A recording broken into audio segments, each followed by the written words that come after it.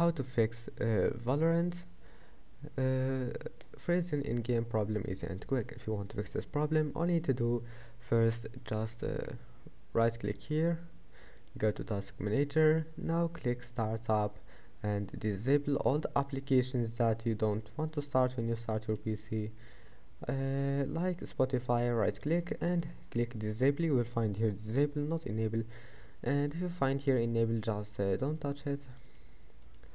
And after that, just go to settings, go to gaming.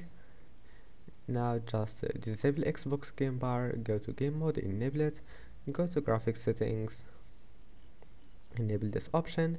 Now just restart your PC and run Valorant as an administrator.